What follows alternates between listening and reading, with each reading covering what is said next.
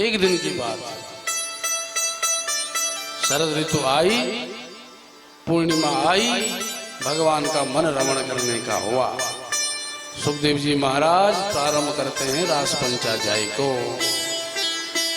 कि भगवान अबिता रात्रि शरदोत्फुल्ल मल्लिका वीक्षरन्तुं मनश्चक्रे योगमायामुपाश्रिता।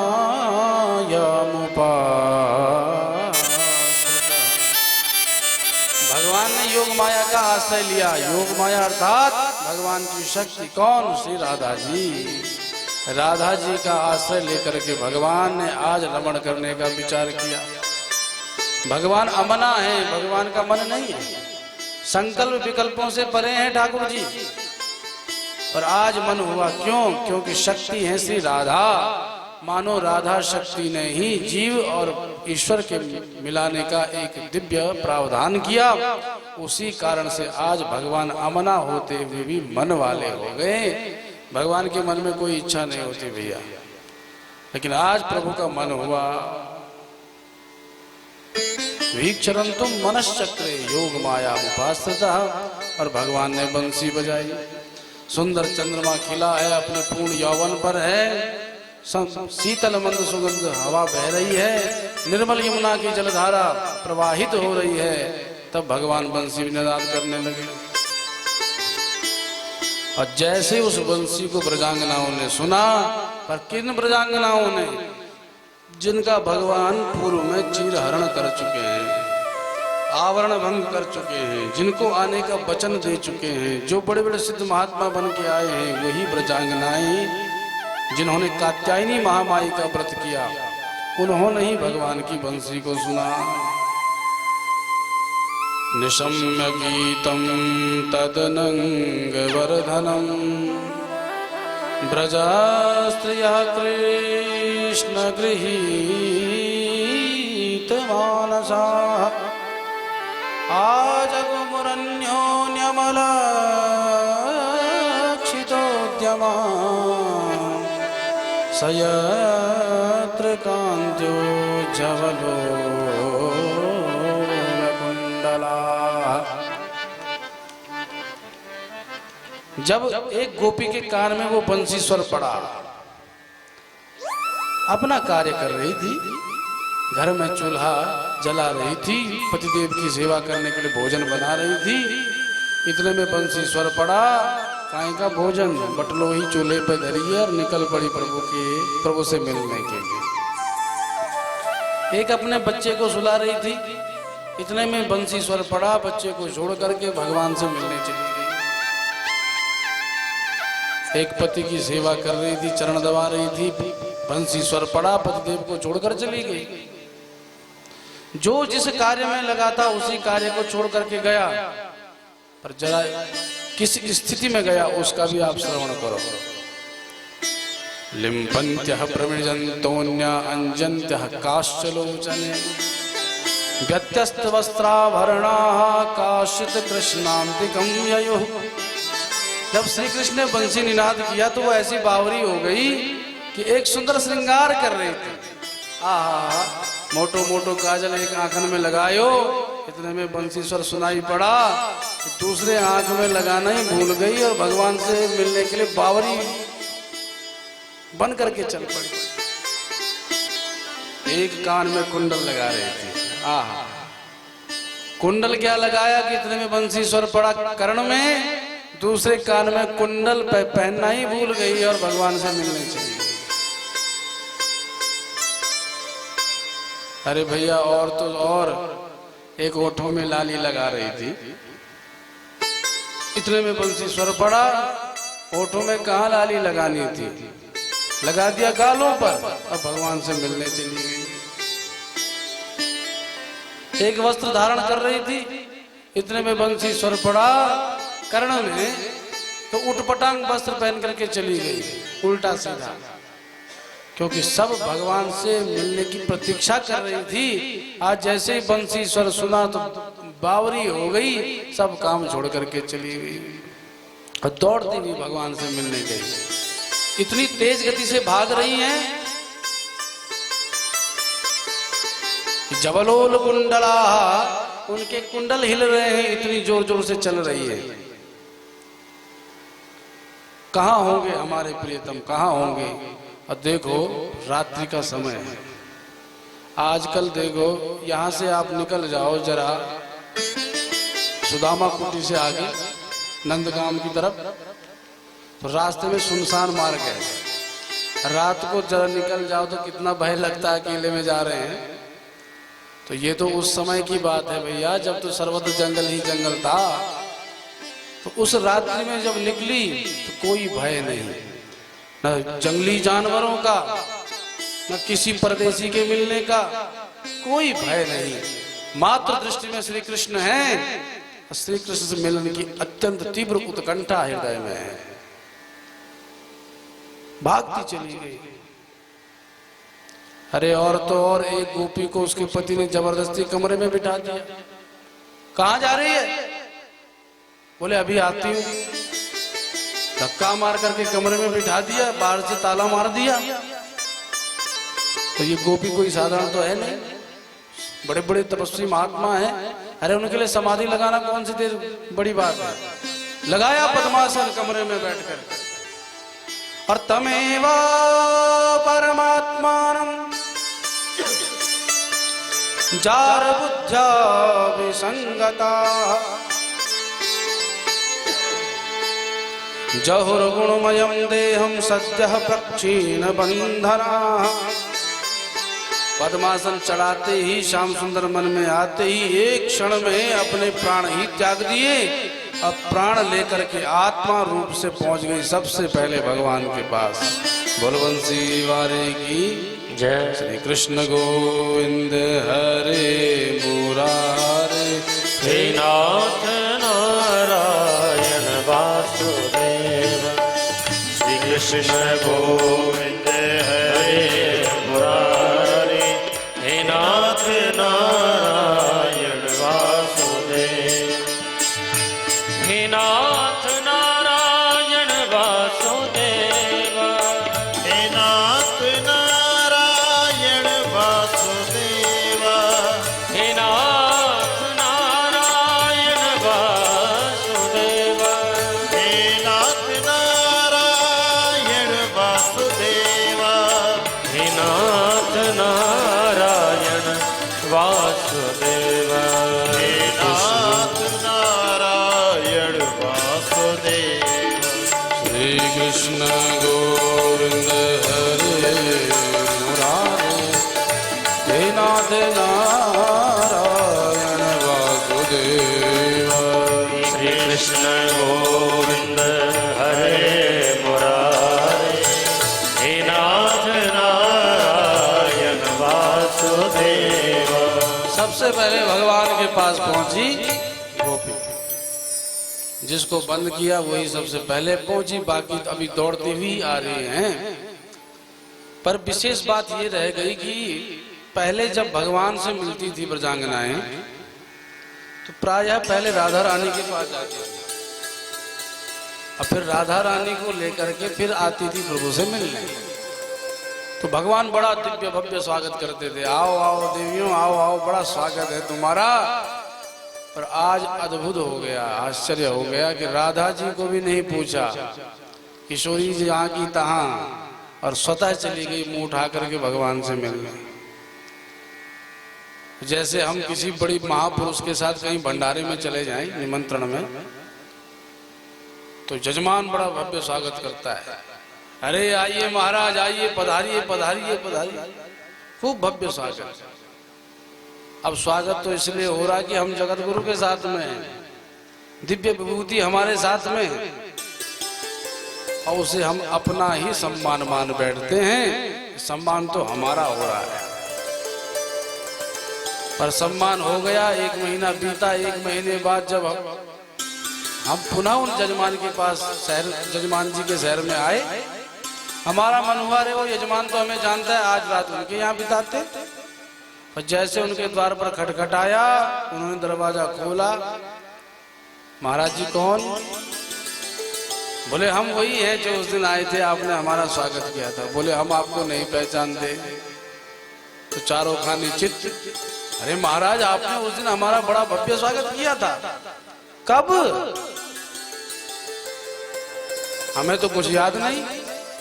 तब इन्होंने कहा अरे उस दिन हम आए थे ना जगत गुरु जी के साथ। ओहो उनके साथ आए थे, तो आज क्यों आ गए?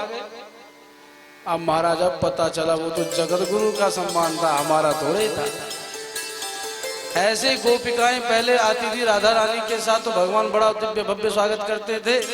आज किशोरी जी को किसी ने पूछा नहीं, ऐसे ही मुंह उठा के चली गई। तो जैसे ही भगवान के सामने आई तो भगवान ने तो पहले स्वागत किया। स्वागतम वो महाभागा प्रियम किम कर्माणि वः ब्रजश्यानामयं कश्चित् ब्रूता गमन कारणम। हे महासौभाग्यवान देवियों, आपका स्वागत है। स्वागतम वो महाभागा, क्या करूं आपके लिए? पर एक ही प्रश्न पूछ रहा हूं कि ब्रूता गमन कारण, रात को यहां क्यों चली आई? ऐसे रात को बाहर नहीं निकलना चाहिए। आप तो गोपियां आश्चर्य में गड़ गई, अचंभित हो गई। पहले तो खुद बुलाया इसने बंसी निनाद करके, अब पूछ रहा है कि यहाँ क्यों चली आई। अब गोपिकाओं को ये भानी नहीं रहा कि हम किशोरी जी के बिना आई हैं, इसलिए हमसे ऐसा पूछ रहे हैं। भगवान बोले देखो देवियों, मैं समझ गया कि तुम लगता है चंद्रमा देखने आई हो, पर ये चंद्रमा तो तुम्हारे घर से भी दिखता होगा, यहाँ आने की क्या आवश्यकता थी?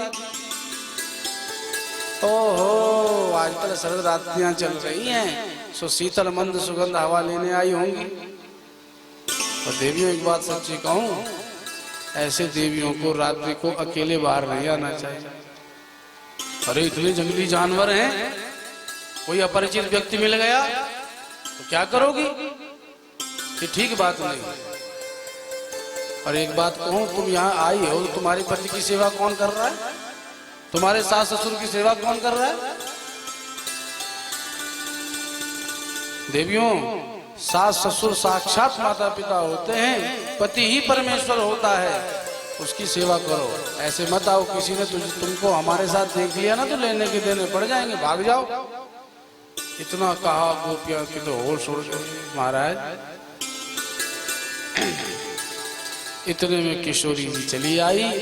मानो किशोरी जी ने कहा हो देखो, भले ही हमको लेकर के नहीं गई ब्रजांगनाएं, पर मैंने उनको साथ देने का वचन दिया है, तो भले ही मुझे न पूछे पर मैं उनको ऐसे नहीं छोड़ सकती। इधर किशोरी जी आ रही हैं, उधर गोपांगनाएं भगवान से प्रार्थना करने लगी। एक सखी बोली देख देवी, अगर इसको कुछ जवाब नहीं दिया ना, ये बस पूरा गीता सार सुनाता चला जाएगा।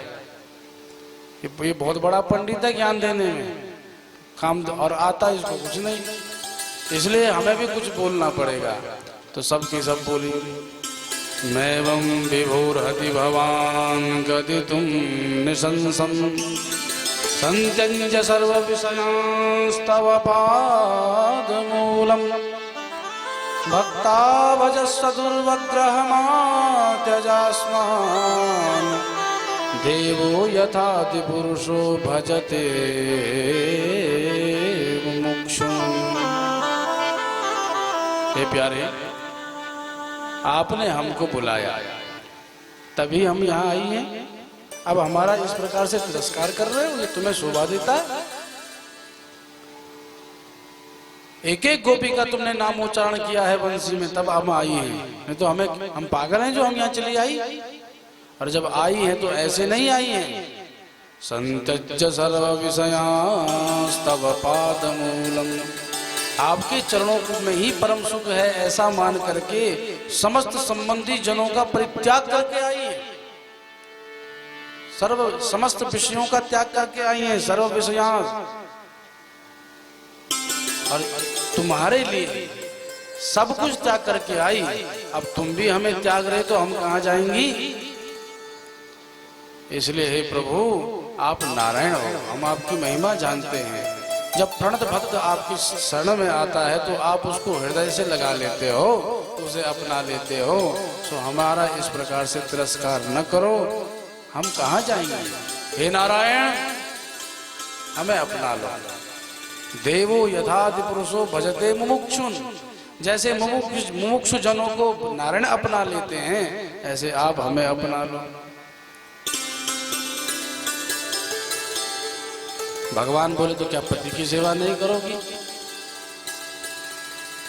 तो इन्होंने कहा महाराज अगर कोई नई नवेली दुल्हन है, विवाह होकर के ससुराल में आई, अपनी सूरत पतिदेव को दिखाई, पर इतने में विदेश से सूचना आई पतिदेव को कि आपको अभी अर्जेंट नौकरी पे पहुंचना है।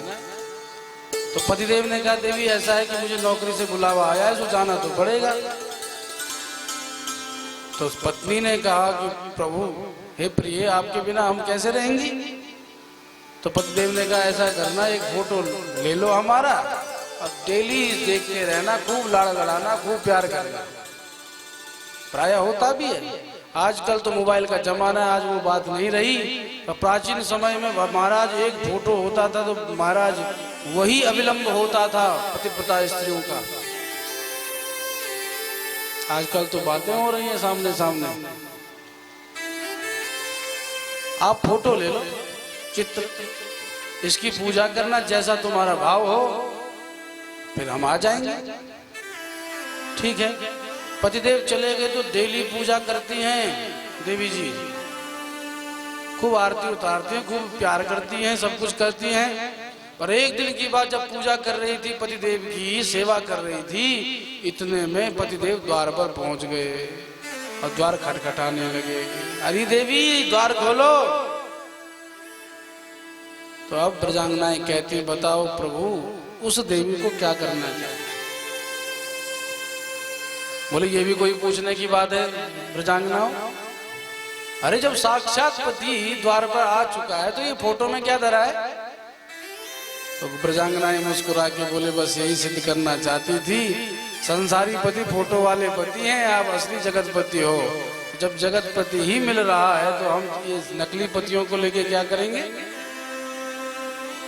भगवान में मन ही मन मुस्कुरा पड़े।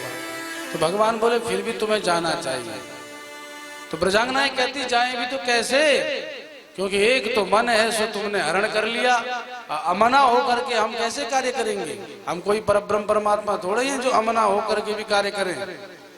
वो भगवान कर सकता है, हम में थोड़े सामर्थ्य है। बिनु पग चलई सुनई बिनु काना, बिनु पग चलई सुनई बिनु काना, कर बिनु करम करई विधि नाना, कर बिनु करम करई विधि नाना। आनन रहित सकल रस भोगी, आनन रहित सकल वर भोगी, बिनु बानी भगता बड़ जोगी, बिन बानी भक्ता बड़ जोगी, बिनु बानी भगता बड़ जोगी, बिन बानी भक्ता बड़ जोगी। हम वो परब्रह्म परमात्मा नहीं है जो बिना मुख के खाता है, बिना पैर के दौड़ता है, बिना मुख बिना नेत्रों के देखता है, बिना हाथों के कर्म करता है। हम बिना मन के कैसे रहेंगे। यन्निर्विशत्युतवरावपि गृह्य कृत्ये, पादौ पदं न चलत स्वतपादमूला। हम क्या करेंगे बिना मन के वहां जाकर के। अगर मन आप में लगा है तो बिना मन के जाएंगी भी तो डांट ही खाएंगी। सासू जी कहेगी बावरी क्या हो गया तुझे, कहाँ है तेरा ध्यान। क्योंकि जिसने एक बार आपको देख लिया फिर वो किस संसार में मन लगा ही नहीं सकता।